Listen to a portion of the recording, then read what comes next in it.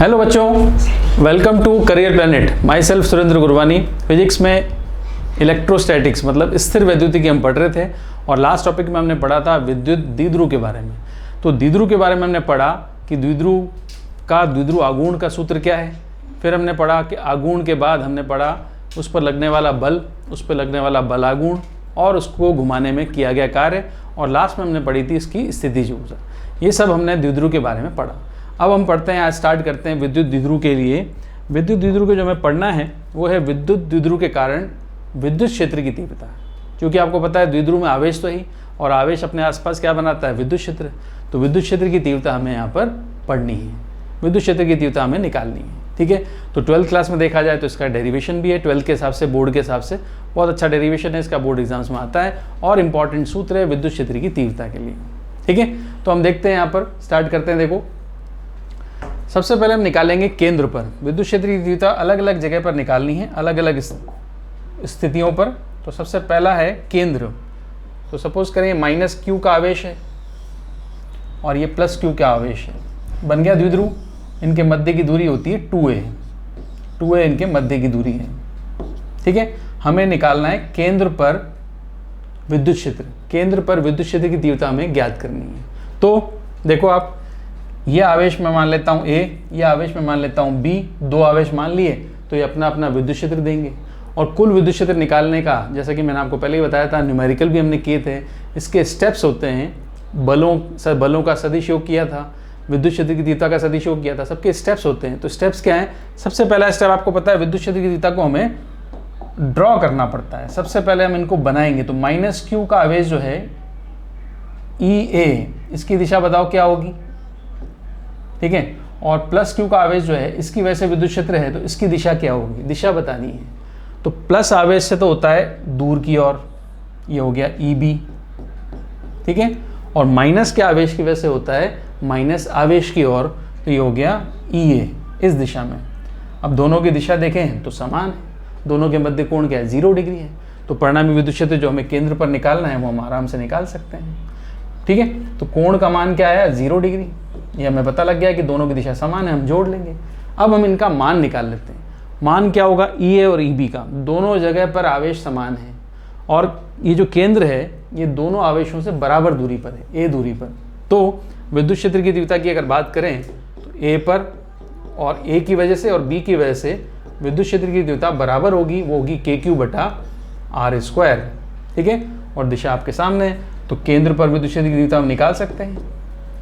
क्या करेंगे, EA और EB का सदिश योग करना था, सदिश योग करना है।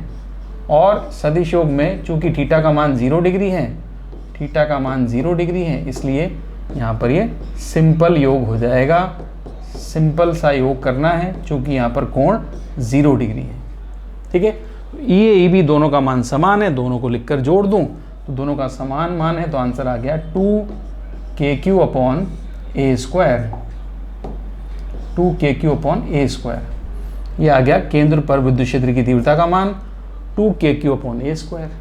ठीक है, और इसकी दिशा अगर देखोगे तो क्या बताओगे, B से A की तरफ दिशा होगी, B से A की ओर, कह सकते हो +q से -q की ओर। ठीक है, इस तरह से ये हमने निकाला केंद्र पर। मगर केंद्र के अलावा आगे चलें तो हमें सबसे इंपॉर्टेंट मान जो होता है विद्युत क्षेत्र की तीव्रता का, वो होता है इसके अक्षीय बिंदु पर। केंद्र के अलावा इंपॉर्टेंट बिंदु है अक्षीय बिंदु है, इसके बाद हम पढ़ेंगे निरक्षीय बिंदु पर। वो दोनों बिंदु पर विद्युत क्षेत्र की तीव्रता बहुत इंपॉर्टेंट है। तो करते हैं, देखो विद्युत क्षेत्र की तीव्रता निकालें दोनों बिंदुओं पर। अब यहाँ पर देखो -q का आवेश जो A बिंदु पर रखा हमने, +q का आवेश जो B बिंदु पर होता है। ठीक है, और दोनों के मध्य की दूरी है 2a। ये तो आपको पता ही है, तो हम शुरू से काम में ले रहे हैं। ठीक है, अच्छा, आवेश और आवेशों के मध्य की दूरी क्या होती है, वो होती है द्विध्रुव आघूर्ण। P बराबर क्या होता है, Q × 2a। ये आपको पता है द्विध्रुव आघूर्ण होता है, P × 2a द्विध्रुव आघूर्ण, विद्युत द्विध्रुव आघूर्ण है ये। तो द्विध्रुव आघूर्ण का मान हो गया P और P का मान हो गया Q × 2a। ये मैं लिख रहा हूँ, कहीं अगर Q × 2a मिलेगा तो उसकी जगह हम P लिख सकते हैं।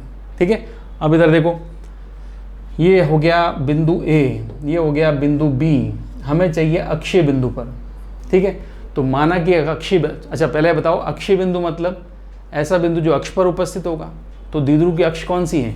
तो मैं बनाऊं, सबसे पहले मैं बनाता हूं द्विध्रुव की अक्ष। तो द्विध्रुव की अक्ष ये वाली है, इसको कहते हैं द्विध्रुव की अक्ष। ठीक है, तो अक्षीय बिंदु पर है, तो अक्षीय बिंदु यहाँ हो सकता है, अक्षीय बिंदु इधर भी हो सकता है। मैंने यहाँ ले लिया बिंदु, ये रहा, ये अक्षीय बिंदु है P बिंदु अक्षीय बिंदु है। और केंद्र से बिंदु P की दूरी जो है वो है R। केंद्र से दूरी देखना, केंद्र से बिंदु P की दूरी क्या है? R। ठीक है, तो ये दूरी आपने ली है, यहाँ मान लेते हैं दी गई है। बिंदु अक्षीय बिंदु P की दूरी, बिंदु P की दूरी R है। ठीक है, R है, तो बताओ क्या दूरी R हुई? C से लेकर P तक की दूरी होगी R। क्लियर? और ये आपको पता है 2a, दूरियां तो पता ही है आपको, टोटल आवेशों के मध्य की दूरी क्या है? 2a। तो यहां से यहां तक की दूरी होती है a। ठीक है, और यहां से यहां तक की दूरी भी क्या है? a है। तो टोटल क्या हो जाता है? 2a। अब चूंकि Cp बराबर R है, मुझे चाहिए विद्युत क्षेत्र की तीव्रता, मुझे निकालनी है विद्युत क्षेत्र की तीव्रता। और विद्युत क्षेत्र की तीव्रता का सूत्र आपको पता है KQ बटा दूरी का स्क्वायर, आवेश से दूरी का स्क्वायर। तो मुझे बताओ इस आवेश से कितनी दूरी हुई बिंदु P की? मुझे चाहिए B से P तक की दूरी, दूरियां मुझे चाहिए B से P तक की दूरी चाहिए। तो आप बता सकते हैं कितनी होगी? भी C से P कितना है? R। तो मुझे यहाँ से यहाँ तक की दूरी चाहिए ये वाली, तो ये कितनी माइनस करनी पड़ेगी? R में से कितनी माइनस कर दूँ? A। तो B से P तक की दूरी हो जाएगी R माइनस से। अब इस आवेश से दूरी चाहिए मुझे माइनस क्यू आवेश जो A बिंदु पर है, A से P तक की दूरी चाहिए। तो यहाँ से यहाँ तक कितनी होगी? A, और यहाँ से यहाँ तक क्या है? R। तो ये A और R, AP का मान क्या हो जाएगा? R plus A। तो दूरियों के मान क्लियर है। CP मान दे रखा था R, 2A भी दे रखा था, तो B से P तक की दूरी हो गई R plus A, sorry R minus A, और A से P तक की दूरी होगी R प्लस A। दूरियाँ सारी लिख दी मैंने। ठीक है, तो दूरियां बिंदु क्लियर करने के बाद हमें निकालना है इस बिंदु पर विद्युत क्षेत्र, टोटल परिणामी विद्युत क्षेत्र निकालना है दोनों आवेशों के कारण। तो सबसे पहले हम ड्रॉ करते हैं। देखो सबसे पहले हम बनाएं, ड्रॉ करें विद्युत क्षेत्र प्लस का, प्लस के कारण विद्युत क्षेत्र की तीव्रता होती है दूर की ओर, ये आ गया EB। और माइनस आवेश के कारण ये जो माइनस आवेश है, ये माइनस आवेश अपनी तरफ बनाएगा, प्लस का आवेश अपने से दूर बनाता है, वो माइनस का आवेश अपनी तरफ बनाएगा। तो माइनस आवेश के कारण विद्युत क्षेत्र की तीव्रता होगी इस तरह से, ये आ गया EA। ठीक है, तो दोनों के मध्य कोण भी क्लियर हो गया आपको, दोनों के मध्य कोण कितना है? 180 डिग्री। ठीक, इसका मतलब ये दोनों एक दूसरे के विपरीत हैं, तो इन दोनों को घटाना पड़ेगा। 180 डिग्री पर सदिश योग कैसे होता है? एक दूसरे को घटाकर। अब हम लिख लेते हैं मान, EA का मान कितना है और EB का मान कितना है, बराबर है कि बराबर नहीं है। तो देख सकते हो आप चित्र में कि B की दूरी, B से बिंदु P की दूरी और A से बिंदु P की दूरी अलग अलग है, तो विद्युत क्षेत्र की तीव्रता अलग अलग आएगी। तो मैं लिख लेता हूँ, देखो EA का मान लिख लूँ। EA का मान क्या होगा? KQ बटा R प्लस A का स्क्वायर, ये तो है EA का मान। EB का मान क्या होगा? KQ बटा R माइनस A का स्क्वायर। ये सारे मान आपने लिख दिए। ठीक है, अब हमें निकालना है क्या? परिणामी विद्युत क्षेत्र की तीव्रता बिंदु P पर। दोनों मान आपको दिख गए। अच्छा, इन दोनों मान में से मुझे बता सकते हो कौन बड़ा है कौन छोटा है? EA बड़ा है कि EB बड़ा है? विद्युत क्षेत्र की तीव्रता दूरी के वर्ग के व्युत्क्रमानुपाती होती है, जिसकी दूरी कम होगी विद्युत क्षेत्र की तीव्रता ज़्यादा होगी। तो किसकी दूरी कम है? B बिंदु जो है प्लस Q आवेश से बिंदु P की दूरी कम है, माइनस Q आवेश से बिंदु P की दूरी ज़्यादा है। दूरी ज़्यादा तो विद्युत क्षेत्र कम। ठीक है, बड़े मान का भाग लगाएंगे मान कम आएगा, छोटे मान का भाग लगाएंगे तो मान ज़्यादा आएगा, इसलिए EB का मान EA से बड़ा है। ठीक है, ये मान आपको बताना चाहिए बड़ा कौन है छोटा कौन है। अब हम निकालते हैं विद्युत क्षेत्र, परिणामी विद्युत क्षेत्र। तो हमें चाहिए बिंदु P पर विद्युत क्षेत्र, तो बिंदु P पर विद्युत क्षेत्र की तीव्रता जो अक्षीय बिंदु है, दो विद्युत क्षेत्र आए EA और EB, इनका क्या करना है? सदिश योग करना है। ठीक है, भी कर लेंगे। सदिश योग में इनका कोण तो मुझे पता ही है, कोण कितना 180 डिग्री है।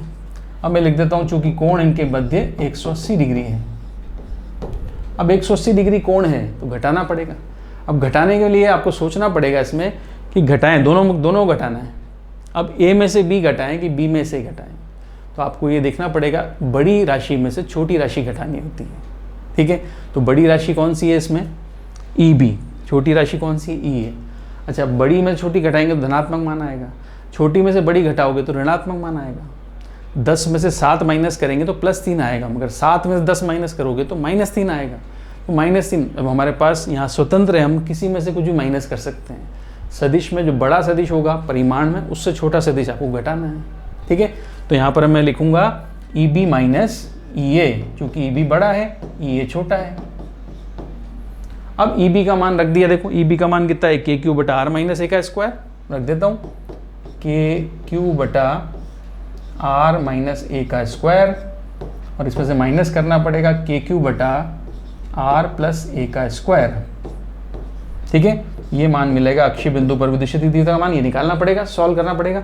यहाँ से आगे थोड़ी सी मैथमेटिक्स लगाएं, एलसीएम लें और उसको सॉल्व करते हैं। नेक्स्ट पेज पे देखो, आपको निकालना है तो विद्युत क्षेत्र बिंदु पी का के क्यू आपने कॉमन ले लिया। ठीक है, और आपने जो एलसीएम लेना था वो है R square minus A square का होल स्क्वायर। तो यहाँ पे तो आ जाएगा आर प्लस ए का स्क्वायर, इसमें से माइनस करेंगे आर माइनस ए का होल स्क्वायर।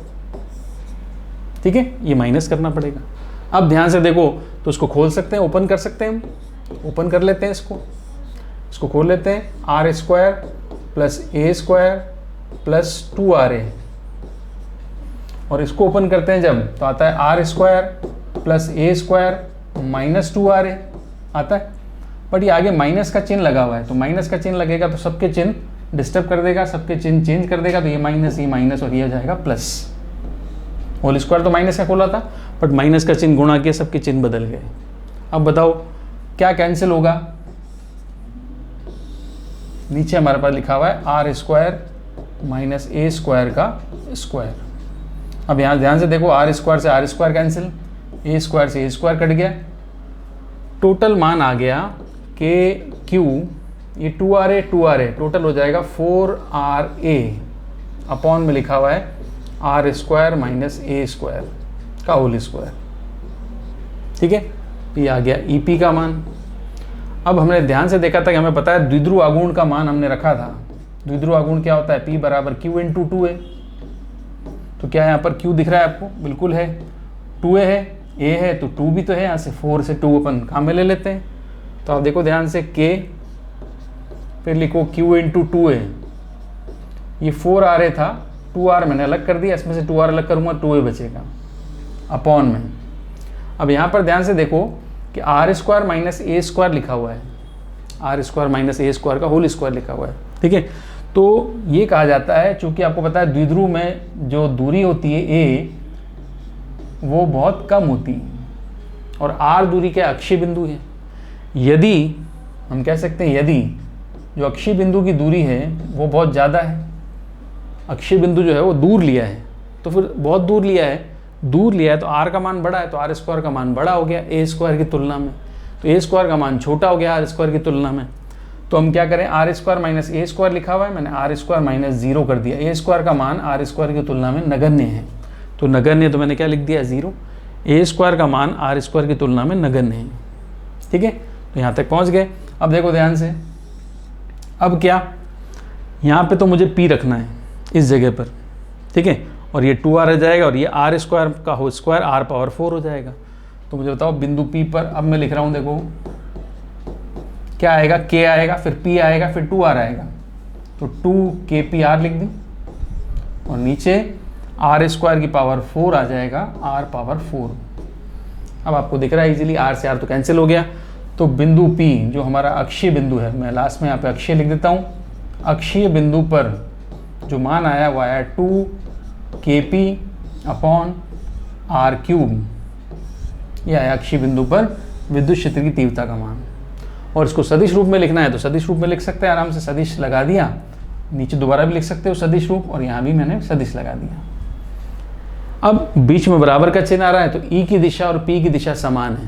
तो क्या समान है, चेक कर लेते हैं। देखो क्या E की दिशा और P की दिशा समान है क्या, द्विध्रुव आघूर्ण होता है P की दिशा होती है माइनस से प्लस की तरफ, ये दिशा होगी P की। और विद्युत क्षेत्र क्या हुआ, विद्युत क्षेत्र हमारे पास 2 थे, ई ए ई बी दोनों थे, ई बी उधर लग रहा है, ई इधर लग रहा है, तो बड़ा कौन था? बड़ा आपने पढ़ लिया ई बी है। ई बी में से ये घटाओगे तो बचेगा कहाँ? ई बी की दिशा में। तो जो अक्षीय बिंदु पर ई पी आया, इसकी दिशा देखा जाए तो इसकी दिशा इधर आएगी, इस तरफ। तो बताओ ई पी की दिशा और द्विध्रुव आघूर्ण की दिशा समान है, द्विध्रुव आघूर्ण भी इधर है, ई पी की दिशा भी इधर है, इसलिए सदिश रूप लिखते टाइम आपने देखा कि यहाँ पर सदिश लगा दिया, बीच में बराबर का चिन्ह आ गया। ठीक है, तो ये था अक्षीय बिंदु का डेरिवेशन, जिसमें हमने विद्युत क्षेत्र की तीव्रताओं का सदिश योग किया। 180 डिग्री पे थे, घटा दिए। ठीक है, चले इसके बाद देखो नेक्स्ट। अब आ जाओ, कौन सा बिंदु है? निरक्षीय बिंदु। तो अक्षीय निकाला तो निरक्षीय भी निकालना पड़ेगा, दोनों साथ आते हैं डेरिवेशन, दोनों का तुलना भी की जाती है। तो निरक्षीय बिंदु होता क्या है, पहले ये देख लो। हमारे पास दो आवेश हैं, द्विध्रुव में दो ही आवेश होते हैं, एक तो हो गया माइनस का क्यू, एक हो गया माइनस का क्यू, एक हो गया प्लस का क्यू। ठीक है, ये तो होती है, आपको पता है, ये तो होती है इसकी अक्ष। ठीक है, अब अक्ष पर हमें खींचना है लंबवर्धक, लंबवर्धक खींचना है जो उसको आधा आधा करे और लंबवत एक रेखा खींचनी है। तो लंबवर्धक ये वाला आएगा, ये लंबवर्धक है द्विध्रुव का। ये कहाँ से गुजरेगा? केंद्र से, केंद्र से गुजरता है। ये बिंदु ले लिया मैंने, केंद्र बिंदु। ठीक है, अब जो बिंदु इस लंबवर्धक पर उपस्थित होता है, स्थित होता है, उसको कहते हैं निरक्षीय। तो यहाँ बिंदु होगा तो अक्षीय और यहाँ होगा तो निरक्षीय। क्लियर है? निरक्षीय बिंदु वो बिंदु होता है जो लंबवर्धक पर स्थित होता है। ठीक है भाई, तो ये बिंदु मैंने ले लिया P, ये रहा निरक्षीय बिंदु। अब बिंदु P की केंद्र से दूरी क्या होती है? R, ये तो आपको पता ही है। C से P की दूरी क्या है? R। और ये बिंदु है A, ये बिंदु है B। ठीक है, बिंदु P ले लिया मैंने। अक्षीय बिंदु जो है, निरक्षीय बिंदु जो है वो P है। थोड़ा क्लोज ले लेता हूँ, ये है बिंदु P और ये दूरी कितनी है? R है। C से P की दूरी क्या है? R है। ठीक है, तो R दे रखा होता है, ये हमें पता है, ये कितनी है? A है। ये दूरी कितनी है? A। और ये दूरी भी कितनी है? A। ठीक है, चलिए अब क्या करें? अब इस बिंदु पर हमें विद्युत क्षेत्र की तीव्रता निकालनी है। तो सबसे पहले हम क्या करें भाई?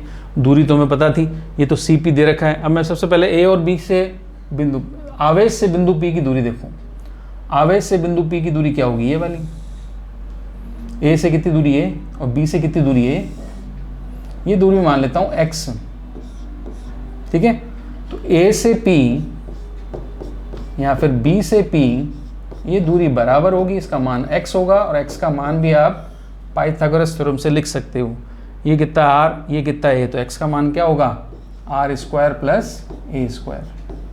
ठीक है भाई, x तो क्या है? विकर्ण है, विकर्ण का मान लंब का स्क्वायर प्लस आधार का स्क्वायर का अंडर रूट कर लिया, तो ये x का मान तो आ गया।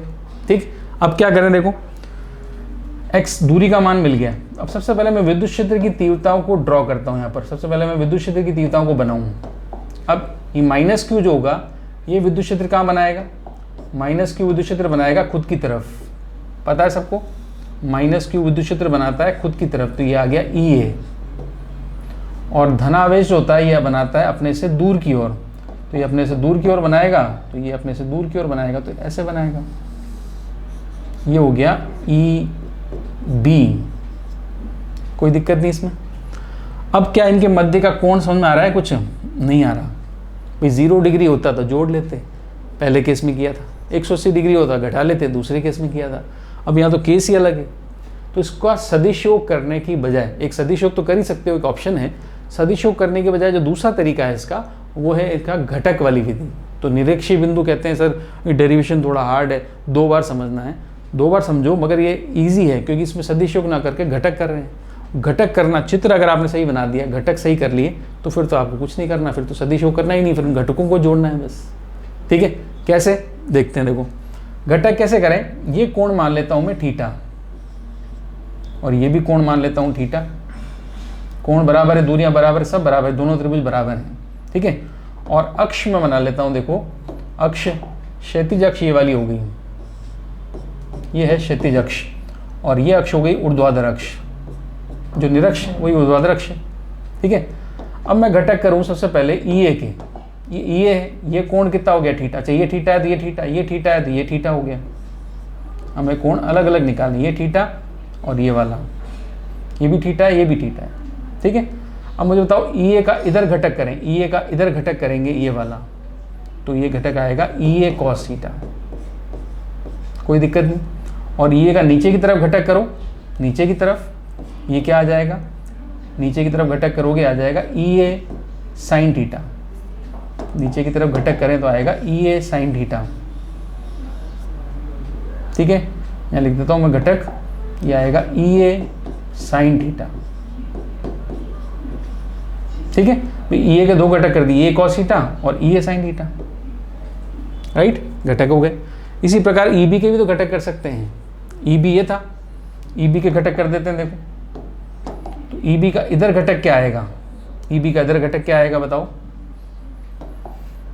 ई ए को थोड़ा आगे लिख देते हैं, ई ए कॉस थीटा जो घटक है इसको थोड़ा आगे लिख देते हैं, फिर हम ई बी घटक बना लेंगे।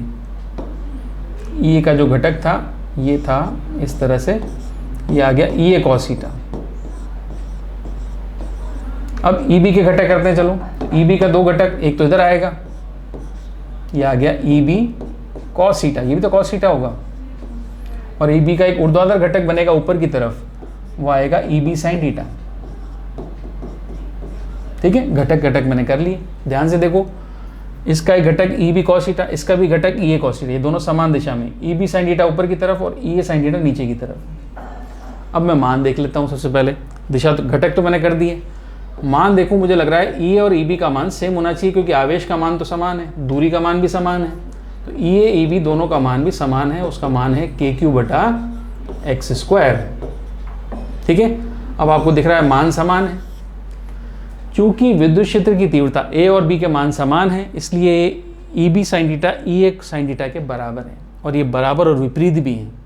तो ये घटक जो ऊपर की तरफ जा रहा है, ये घटक जो नीचे की तरफ आ रहा है, ये दोनों एक दूसरे से कट जाएंगे, ऊर्ध्वाधर घटक एक दूसरे को निरस्त कर देंगे, और क्षैतिज घटक निरस्त नहीं करेंगे, दोनों आपस में जुड़ जाएंगे। तो बिंदु P पर, ध्यान से देखो, बिंदु P पर जो विद्युत क्षेत्र की तीव्रता आई वो तो ये आई, ये कॉस थीटा और साथ में ई बी कॉस थीटा। तो बड़ा सिंपल है, बिंदु P पर हमें चाहिए था, निरक्षी बिंदु है बिंदु P, इस पर विद्युत क्षेत्र की तीव्रता होगी ई ए कॉस थीटा, और साथ में जोड़ना पड़ेगा मुझे क्या, ई बी कॉस थीटा। कोई दिक्कत नहीं, E A cos theta E B cos theta जुड़ गया, सदिश योग तो नहीं किया, सिंपल दो घटक थे, दोनों को जोड़ दिया। अब ई ए का मान भी के क्यू बटा एक्स स्क्वायर, ई बी का मान भी के क्यू बटा स्क्वायर, दोनों का मान रखूंगा तो यहाँ पर ये बन जाएगा 2 के क्यू बटा एक्स स्क्वायर कॉस थीटा। कोई दिक्कत, ये भी के क्यू स्क्वायर, के क्यू बटा एक्स स्क्वायर कॉस थीटा, ये भी के क्यू बटा एक्स स्क्वायर कॉस थीटा, तो टोटल क्या हो गया 2 के Q x square cos theta. अब क्या करें, मान तो आ गया, मगर कॉस थीटा का मान रखना पड़ेगा, एक्स का मान भी रखना पड़ेगा। एक्स का मान मुझे पता है, ये रहा। कॉस थीटा का मान क्या होगा वो इस त्रिभुज से निकाल सकते हैं, चाहे ये त्रिभुज लें चाहे ये त्रिभुज लो। कॉस थीटा बराबर क्या होगा बता सकते हो, कॉस थीटा होता है आधार बटा कर्ण, ए बटा एक्स, ठीक है। कॉस थीटा का मान क्या होगा, ए बटा एक्स। अब ये कॉस थीटा का मान मैं रख देता हूँ, ठीक है भाई। देखो 2 के क्यू, कॉस थीटा का मान ए बटा एक्स, तो नीचे एक्स रखा तो एक्स स्क्वायर तो पहले से था, एक्स क्यूब हो गया, कोई दिक्कत नहीं यहाँ तक। अब ये जो q इंटू 2 है, ये जो 2k लिखा मैं क्या करूँ, k को आगे लिखकर 2 को इसके साथ लिखता हूँ, ये ब्रैकेट में डाल देता हूँ। आपको पता है द्विध्रुव आघूर्ण रखना है, 2qa मतलब p आ जाएगा, और x का मान है r square plus a square का अंडर रूट। यहाँ पे घात 3 है, अंडर रूट का मतलब घात आधा होती है, तो टोटल घात क्या होगी बता सकते हो, ये आ गया k, ये आ जाएगा p, और R square plus A square की घात 3/2 आ गया, R square plus A square की घात 3/2, ये आ गया 3/2, ठीक है। अब क्या करें, आपको पता है ए का मान क्या है, ए का मान आर स्क्वायर की तुलना में नगण्य है, तो हम कहते हैं ए स्क्वायर आर स्क्वायर से बहुत छोटा है, तो ए स्क्वायर अगर आर स्क्वायर से बहुत छोटा है तो हटा दो उसको, 0 रख दो। अगर मैं इसको 0 रख देता हूँ तो आर स्क्वायर की घात कितनी आ रही है 3/2, तो क्या आर स्क्वायर 3/2 सॉल्व कर सकते हैं, बचेगा आर क्यूब, ये आ गया हमारे पास निरक्षीय बिंदु। निरक्षीय बिंदु लिखा मैंने, तो निरक्षीय बिंदु पर के पी बटा आर स्क्वायर की घात 3/2 मतलब आर क्यूब। ये स्क्वायर है, अंडर रूट तो हो जाएगा स्क्वायर, आर बचेगा, आर की घात 3 लग जाएगी। ये आया निरक्षीय बिंदु पर विद्युत क्षेत्र की तीव्रता का मान। ठीक है, केपी बटा आर क्यूब। अक्षीय पर ध्यान दो, अक्षीय बिंदु पर क्या आया था, अभी किया हमने, क्या था 2kp अपॉन आर क्यूब, तो निरक्षीय पर क्या आया kp अपॉन आर क्यूब। ठीक है, अच्छा सदिश रूप की बात करें तो सदिश रूप कैसा होगा बताओ। P आपको पता है द्विध्रुव आघूर्ण होता है, द्विध्रुव आघूर्ण P की दिशा क्या होती है, माइनस से प्लस की ओर, ये तो आपको पता है P की दिशा है। और विद्युत क्षेत्र जो आया वो तो इस तरफ आ रहा है, इस तरफ, इस दिशा में। ठीक है, द्विध्रुव आघूर्ण की दिशा माइनस से प्लस की तरफ है, विद्युत क्षेत्र की दिशा ये आ रही, देखो ये भी इधर आ रहा है, ये भी इधर आ रहा है, तो विद्युत क्षेत्र की दिशा इधर आएगी। तो P के विपरीत है कि नहीं है, देखो तो P के विपरीत है। तो सदिश रूप में जब मैं लिखूंगा, यहाँ लिख सकता हूँ, देखो सदिश रूप में, सदिश रूप में मुझे लिखना है तो मैं सदिश रूप में लिखूंगा कैसे, E निरक्षीय बिंदु पर हमें निकालना है, लिखना है E निरक्षीय, ये लिख दिया, इक्वल्स टू के पी लिखा हुआ है, के पी बटा आर क्यूब, मैंने सदिश लगा दिया। क्या ये सही है क्या, निरक्षीय इक्वल टू पी सदिश, तो क्या निरक्षीय विद्युत क्षेत्र की तीव्रता ये पी की दिशा के समान है क्या, नहीं विपरीत है, इसलिए मैं क्या लगा दूंगा आगे माइनस, ये इसका सदिश रूप हो गया। ठीक है, तो आ गया माइनस के पी बटा आर क्यूब निरक्षीय बिंदु पर। क्लियर है, तो मान आ गया, मान आ गया और सदिश रूप भी हमने लिख दिया। ठीक है, क्लियर है यहाँ तक। अब आप देखोगे अक्षीय बिंदु पर था 2kp अपॉन आर क्यूब और निरक्षीय पर हो गया kp upon R cube. Clear, अब देखो आगे ध्यान से देखो, तो अगर निरक्षीय और अक्षीय की बात करें, पहले लिख देता हूं अक्षीय, अक्षीय बिंदु एक था, फिर था निरक्षीय बिंदु E निरक्षीय, तो दोनों में अगर देखा जाए तो जो अनुपात आएगा वो 2:1 आएगा। अक्षीय बिंदु पर विद्युत क्षेत्र की तीव्रता निरक्षीय बिंदु की विद्युत क्षेत्र की तीव्रता की दुगनी होती है। कब, यदि दूरी समान हो तो, यदि r का मान समान होना चाहिए, समान हो तो, तब तो अनुपात क्या होगा 2:1। दूरी अलग अलग नहीं होनी, अक्षीय बिंदु तो लिया 10 सेंटीमीटर पर, निरक्षीय ले लो 15 पर, तो कोई संबंध नहीं है, r समान होना चाहिए तभी संबंध है। ठीक है, क्लियर। एक तो दूसरा हम बात कर रहे हैं किसी अन्य बिंदु पर, ठीक है, साधारण बिंदु, ये तो 2 बिंदु लिए अक्षीय और निरक्षीय, इसके अलावा कोई अन्य बिंदु लें। अगर अन्य बिंदु कैसे, देखो ये माइनस का क्यू है, ये प्लस का क्यू है, ठीक है, ये केंद्र है और केंद्र से r दूरी पर बिंदु यहाँ ले लिया ये रहा। ठीक है, तो यहाँ से इसका अक्ष के साथ कोण आपको जरूर दिया जाएगा, ये रहा कोण थीटा। अभी थीटा कोण दे रखा है, थीटा 0 करता हूँ तो अक्षीय बन जाता है, थीटा 90 डिग्री रखता हूँ तो निरक्षीय बन जाता है। तो किसी अन्य बिंदु पर, अचर बिंदु पर कह सकते हैं इसको, किसी अचर बिंदु पर,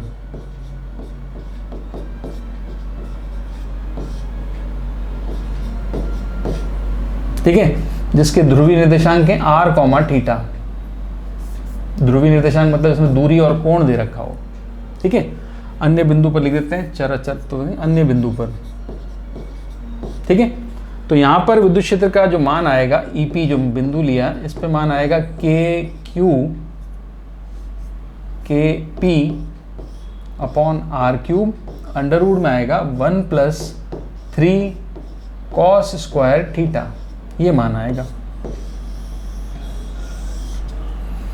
इसमें थीटा का मान आपको रखना है, 60 डिग्री हो 60 डिग्री रखोगे, 30 डिग्री है 30 डिग्री रखोगे। ठीक है, अच्छा इस फॉर्मूले को चेक भी कर सकते हैं, 0 डिग्री रखोगे तो अक्षीय बिंदु आना चाहिए, बिल्कुल आएगा। 0 डिग्री रखा तो cos 0 1 होता है, 3 + 1 4 हो जाएगा, 4 का अंडर रूट 2, तो 2kp आता है अक्षीय पर। अच्छा 90 डिग्री रखूंगा, यहाँ पे मैंने 90 डिग्री रख दिया तो cos 90 0 हो जाता है, तो ये आ जाएगा kp अपॉन आर क्यूब। ठीक है, थीटा 0 रखोगे 2kp अपॉन आर क्यूब आ जाएगा, थीटा 90 रखोगे kp अपॉन आर क्यूब आ जाएगा।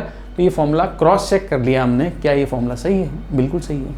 ठीक है, तो ये हमने पढ़ा यहाँ पर, किसी अन्य बिंदु पर भी विद्युत क्षेत्र की तीव्रता द्विध्रुव के कारण का सूत्र कॉमन ही है, इसका डेरिवेशन नहीं है, इसका सीधा फॉर्मूला आपको याद करना है।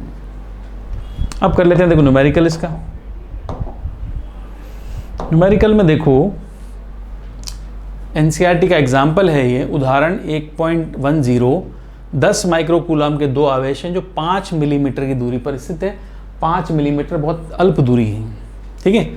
इस द्विध्रुव के अक्ष पर द्विध्रुव के केंद्र O से चित्र के दर्शाए अनुसार धनावेश की ओर, ठीक है, धनावेश की ओर, ये ना धनावेश की ओर कितना 15 सेंटीमीटर की दूरी, तो ये दूरी है 15 सेंटीमीटर की, ये तो है 15 सेंटीमीटर, ठीक है। और इनके मध्य की दूरी कितनी है, दोनों आवेश एक दूसरे से, टोटल ये वाली दूरी 5 मिलीमीटर है। 5 मिलीमीटर 2a का मान है, तो a का मान तो 2.5 मिलीमीटर हुआ, और ये जो है 15 सेंटीमीटर कहाँ से, धनावेश की ओर 15 सेंटीमीटर की दूरी पर स्थित है, ठीक है। तो ये जो आएगा ये है अक्ष के अभिलंबता O से दर्शाए गए O से स्थित बिंदु Q पर विद्युत क्षेत्र की तीव्रता निकालो। एक तो है बिंदु P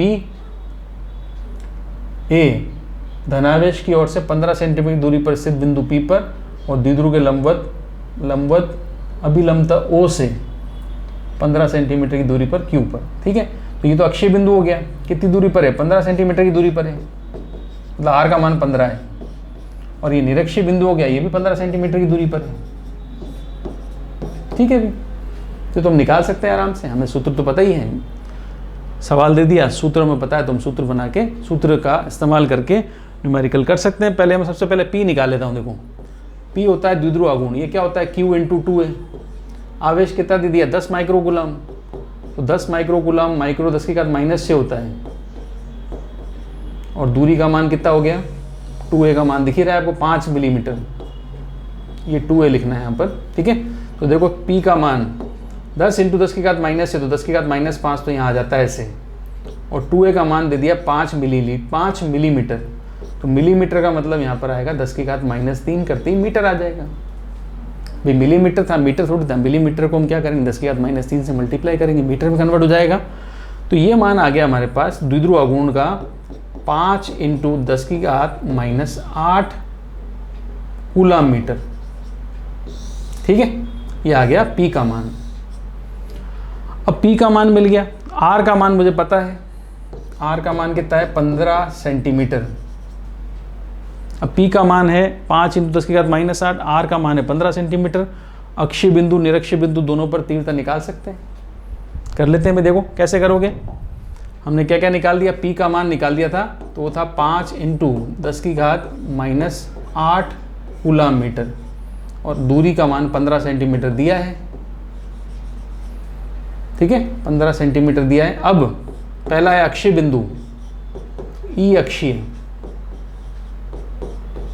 तो ये सूत्र था 2kp/r³, ठीक है। अच्छा ये सूत्र कब लगाते हैं आपको पता है, जब a का मान r से बहुत छोटा होता है। अब a का मान यहाँ पर जो है वो है 2.5 मिलीमीटर, छोटा मान सकते हैं, और r का मान है 15 सेंटीमीटर। ये मानकर ये सूत्र बनता है, नहीं तो यहाँ पर r के साथ a भी आता है, वो a हमने हटाया था। क्यों हटाया था, कि a का मान छोटा है। तो आप चेक कर लेना क्या a का मान r से बहुत छोटा है, तो आप ये लगा सकते हो, नहीं तो इसका जो क्यूब के साथ जो ब्रैकेट के अंदर जो वैल्यू थी वो पूरा फॉर्मूला लगाना पड़ता है। अगर a का मान कम नहीं है, तो a का मान बहुत कम होगा, तो आप ये लगा सकते हो। अब यहाँ पे a का मान 2.5 मिलीमीटर है, मतलब आप समझ रहे हो 1 सेंटीमीटर का भी छोटा पार्ट है, और ये 15 सेंटीमीटर है, तो मान सकते हैं कि का मान छोटा है। फिर मान के हम कर लेते हैं, आंसर लगभग आपके आ जाएगा, आंसर लगभग आएगा, एग्जैक्ट नहीं आएगा, लगभग आएगा। एग्जैक्ट चाहिए तो नगण्य वाला मान भी आपको यहाँ रखना पड़ेगा, ठीक है। तो नगण्य वाला मान जो था आपको पता है यहाँ पे क्या लिखा हुआ था सूत्र में, यहाँ पे लिखा हुआ था r² + a² 2, और यहाँ r था। यदि ये होगा तब ये हमने कैंसिल करके इसको कर लिया था 2kp/r³। एग्जैक्ट मान चाहिए, बिल्कुल करेक्ट पॉइंट्स में भी मान चाहिए, तो ये सूत्र लगाओ, क्योंकि यहाँ पर इतना नगण्य भी नहीं है, जीरो थोड़ी, हमने तो जीरो रख के ले लिया 10 को, तो जीरो थोड़ी है, तो कुछ तो वैल्यू तो है ना इसकी, तो कुछ ना कुछ वैल्यू है, तो कुछ ना कुछ तो जुड़ेगा यहाँ पर। कुछ ना कुछ जुड़ेगा तो भाग लगेगा, भाग लग के कुछ ना कुछ फ़र्क पड़ेगा पॉइंट्स में, मगर लगभग आंसर चाहिए तो आप ये लगा के कर सकते हो, कोई दिक्कत नहीं, आंसर आपका सही माना जाएगा। ठीक है, तो उसको लगा के सॉल्व कर लेते हैं। चूँकि हमें पता है ये है, ये कंडीशन है, इसलिए हम ये लगा रहे हैं। ठीक, तो 2k का मान 9 × 10 की घात 9, p का मान लिखा है देखो 5 × 10 की घात -8, r³ 15 है तो 15 सेंटीमीटर है, तो 15 × 15 × 15 centimetre into centimetre into centimetre, तो यहाँ पर 10 की घात -6 आ जाएगा। क्लियर है, कोई दिक्कत नहीं। अब इसका भाग लगा के हम निकाल सकते हैं आराम से। -6 -8 से काट दो तो -2 बचेगा, ये -2 9 से काट दो यहाँ 7 बचेगा। बाकी संख्या हम गुणा कर सकते हैं, बाकी संख्या हमारे पास 5 से 15 काट दो, 5 से 15 कट जाएगा 3 बार, और 3 से 9 कट जाएगा 3 बार। ठीक है, तो ये तो हट गया 15 एक तो। अब यहाँ पर देखोगे तो ऊपर तो आएगा 6 और नीचे 15 × 15 225 से भाग लगाना पड़ेगा, तो 6 / 225 कर लेते हैं, ये आ जाएगा 0.26। ठीक है, तो ये आ जाएगा 0.266 इंटू, ध्यान से देखो तो 10 की घात कितना है 7 है। 0 हम काम में भी ले सकते हैं, 2.6 भी लिख सकते हो, 2.6 लिख देंगे तो इंटू 2.6 आ जाएगा, और 2.6 लिख दिया इंटू 10 की घात 6 आ जाएगा, उसमें क्या है, एक 0 इधर काम में ले लिया। ठीक है, तो ये वैल्यू आ गई, और यूनिट होती है न्यूटन पर कूलम। ठीक है, ये वैल्यू आ गई। अब ये हमने निकाला अक्षीय पर, अगर ध्यान से देखो तो क्या निरक्षीय बिंदु की दूरी भी सेम है क्या? ये अक्षीय दूरी 15 है, देखो ध्यान से 15 सेंटीमीटर, तो निरक्षीय की दूरी भी कितनी है 15 सेंटीमीटर, तो 15 सेंटीमीटर दूरी बराबर है। ठीक है, तो दूरी अगर बराबर है तो फिर हम क्या कर सकते हैं, अक्षीय निरक्षीय का सूत्र काम में ले सकते हैं। 15 सेंटीमीटर की दूरी यहाँ पे देखो, ये जो निरक्षीय है इसमें तो दे रखी है बिंदु Q, O से यहाँ से 15 सेंटीमीटर दे रखी है। इसमें हो सकता है आपको धनावेश से 15 सेंटीमीटर दी हो, बट ये 2.5 mm जो है इसको नगण्य मानकर r का मान 15 ले सकते हो। ठीक है, अगर आप कहते हो कि सर 15 सेंटीमीटर है तो 15 सेंटीमीटर तो r - a का मान है 15, तो r का मान क्या होगा, r का मान होगा 15 + a, तो a का मान तो नगण्य मान रहे हैं ना, इसलिए हम r का मान 15 ले सकते हैं डायरेक्ट।